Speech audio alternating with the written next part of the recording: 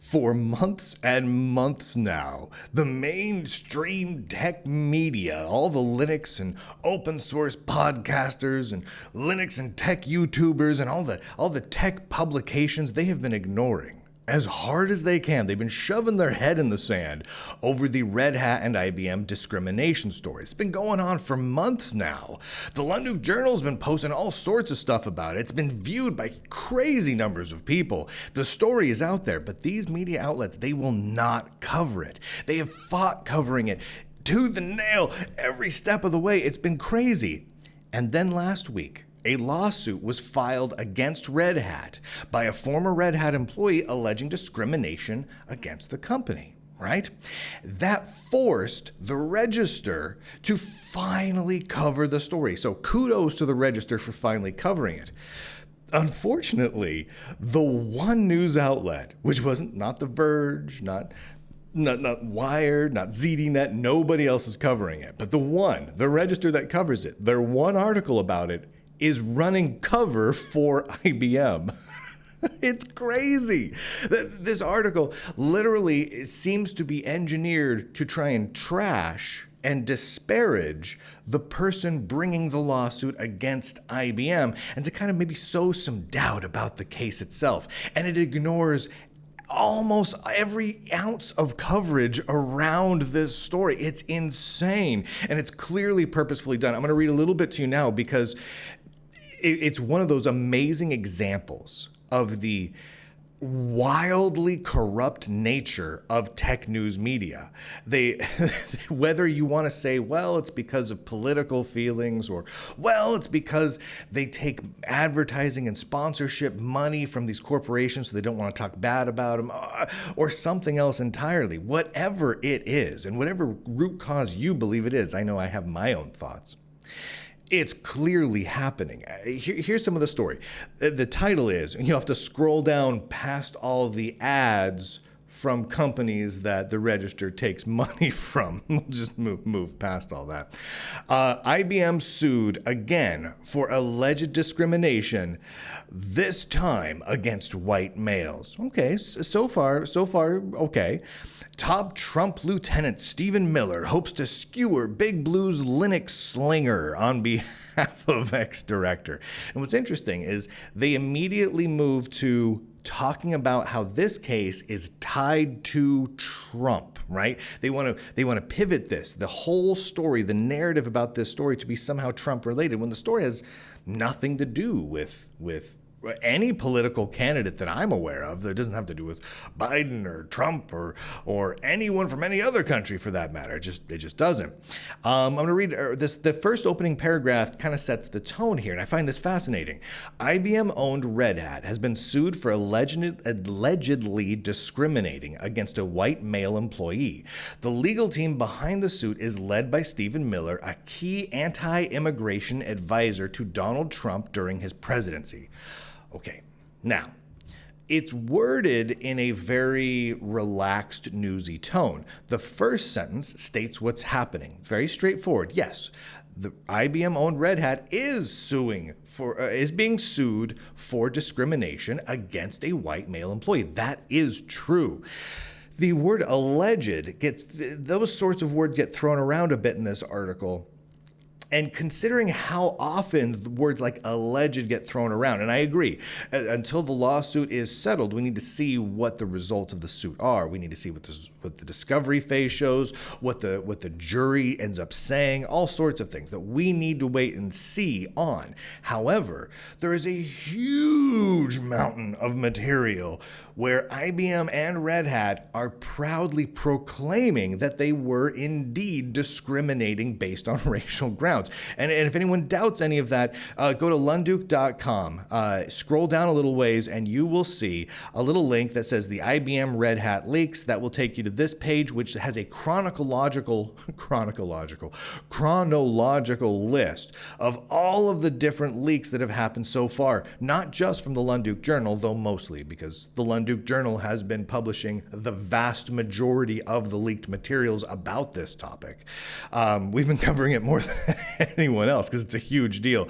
We've got Slack channel screenshots and emails and PowerPoint presentations, a few of them now, as well as video from both the CEO of Red Hat and the CEO of IBM, where they proudly proclaim exactly how they're discriminating, right? So it's not quite as alleged as this would say, as this would suggest, and this article does not go into any of that. Of course, this article does not link or even reference the vast amount of material that has been published about this exact topic, which proves pretty much unequivocally that yes, Red Hat is discriminating. How do we know that? Because they said they are.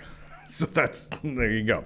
But the second sentence in this opening is a fascinating one to me, because immediately after saying the general outline of the story, that Red Hat is being sued, they immediately pivot.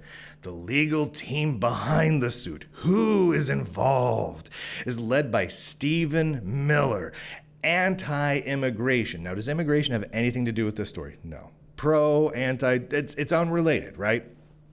Advisor to Donald Trump, right? Does Donald Trump have anything to do with the story? No, not at all. Not in any tangential way even. Right now, you can play six degrees of Donald Trump with this, but it's tenuous at best, right? By the way, 6 Degrees of Kevin Bacon is one of my favorite games. Continuing.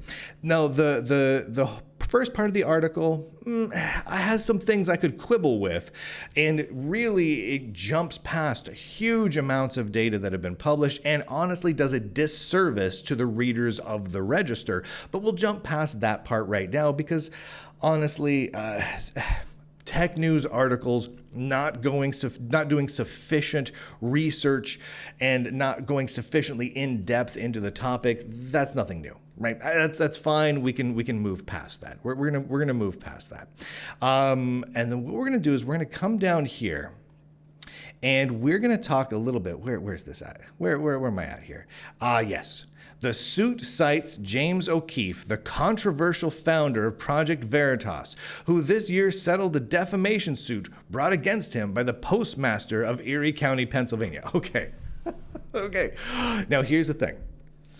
They could just as easily point to the Lunduke Journal, but they don't do that because if they point to James O'Keefe here, which I mean is referenced in the lawsuit, some of this media, they can try and drum up some controversy around it.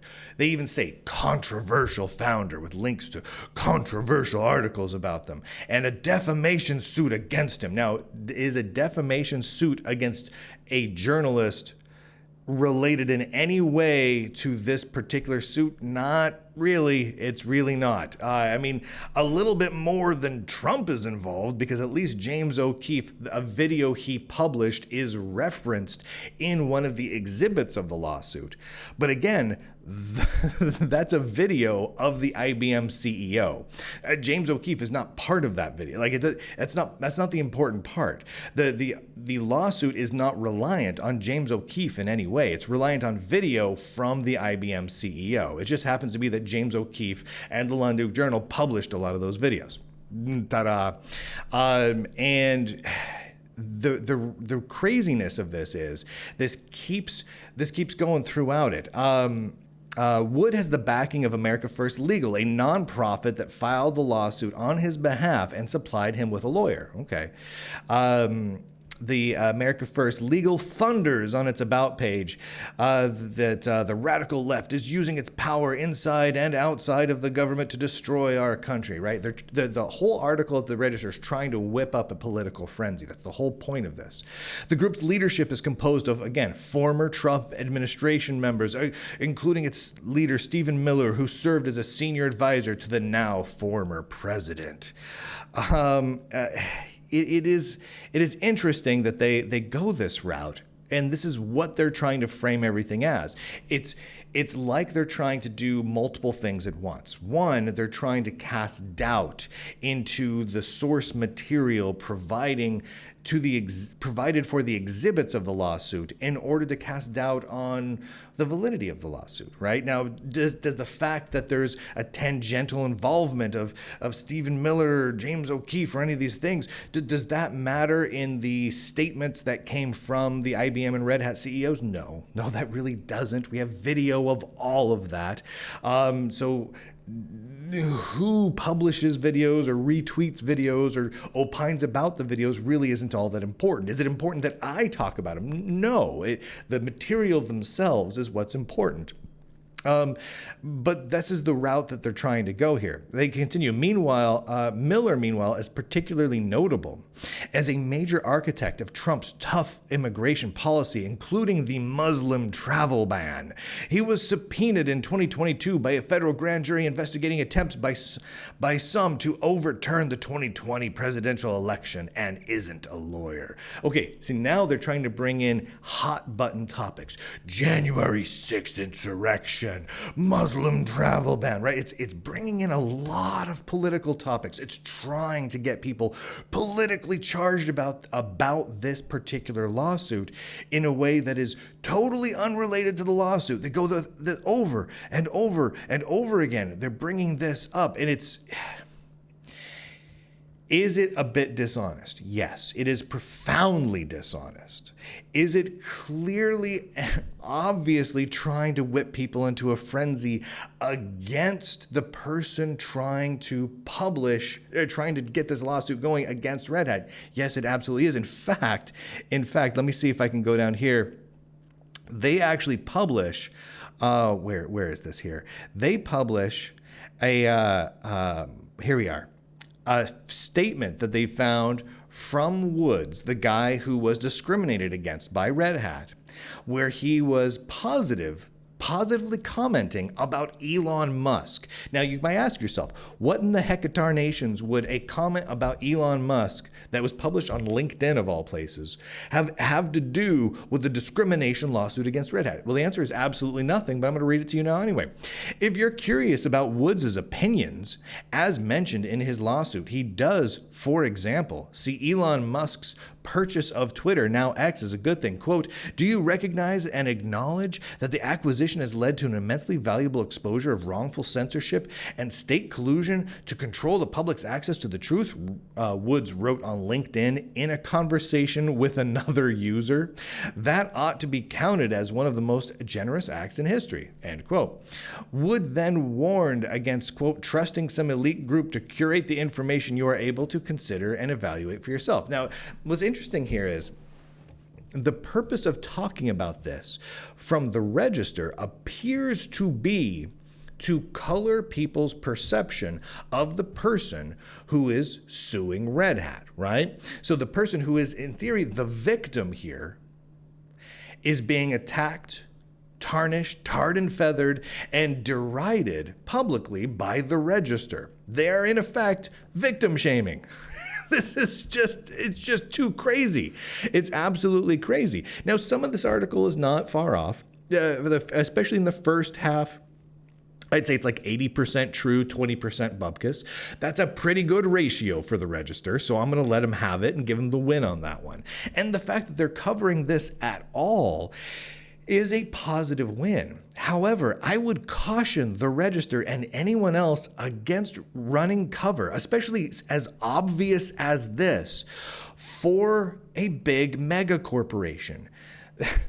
You do not need a big mega corporation to fund your operations. I know currently that's the way it works with the Register and ZDNet and everyone else. The big mega corporations pay them advertising and sponsorship dollars, and in exchange, they write articles that, even when they're about something bad that's happening with that company, it's spun in such a way as to be less bad and more against the other people, and trying to make the company either look as good as possible or distract, right?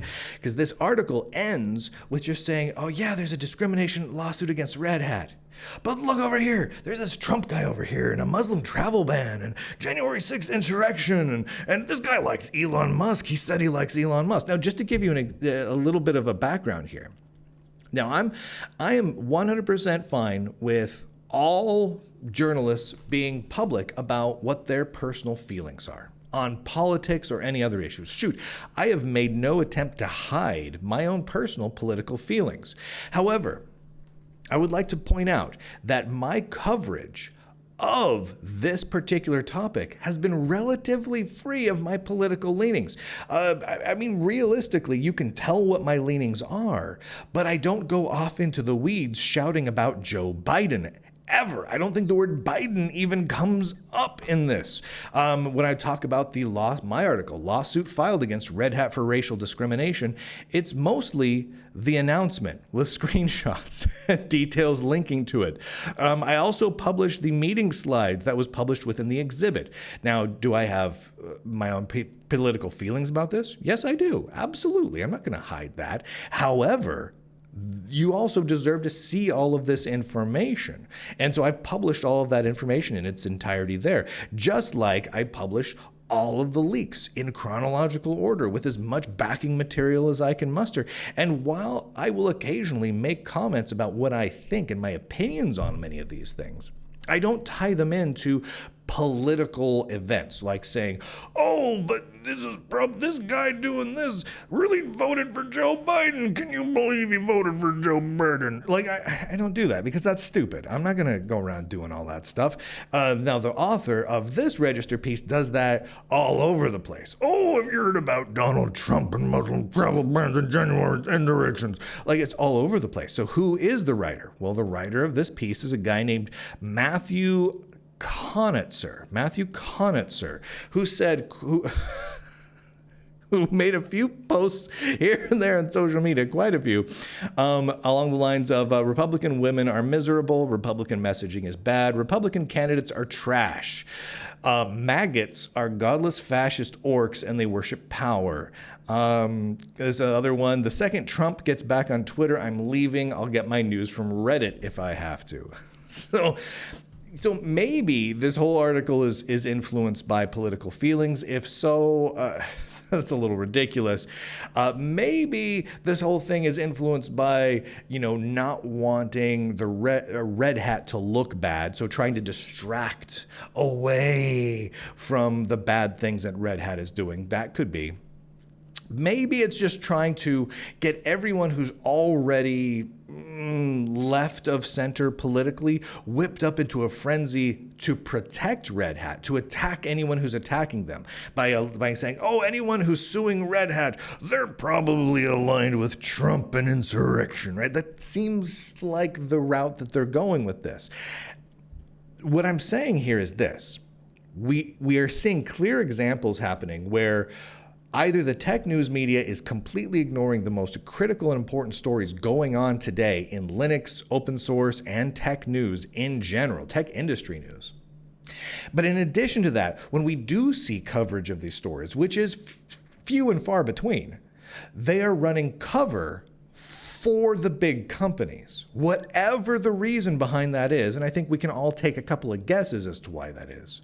But they are clearly running cover for those big corporations. That is not how it's supposed to work. Right? We're supposed to speak truth to power. We're supposed to be investigating. We're supposed to be hard-hitting here. We're supposed to be journalists here. But that is not what's happening. That's not what we're getting from the Register or Verge or Wired or ZDNet or any of them. And we're not getting it from tech YouTubers. We're not getting it from tech podcasters. We're not getting it from anyone at all.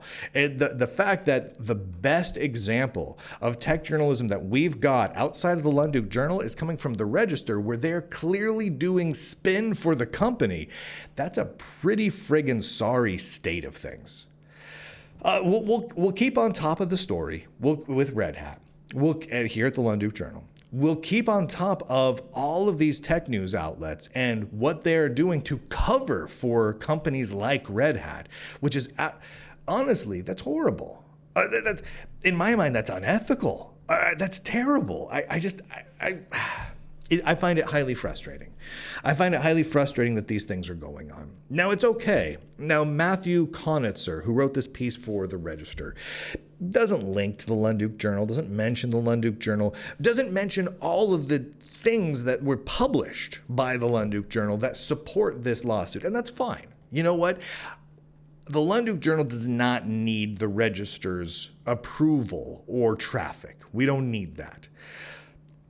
But the readers of the Register deserve to have the whole story, right? They deserve to be told what the actual truth is, to be provided with information, not a giant diatribe trying to play 6 degrees of Trump here in order to make people angry at anyone who would attack poor widow Red Hat. That's not cool. That's not news. That's not journalism. That's not any of it. And it needs to end. So I'm going to put this out there straight up to the Register, to Matthew Conitzer, to the editors at the Register, and honestly, to the editors of all the other major tech media outlets out there. Just start doing your jobs. Just start. You know what? Don't apologize. Don't need to make a statement about it. Don't go back and edit all the crazy articles you guys have written doing cover for these big companies. Don't worry about it. Start today. Now, going forward, start doing your job.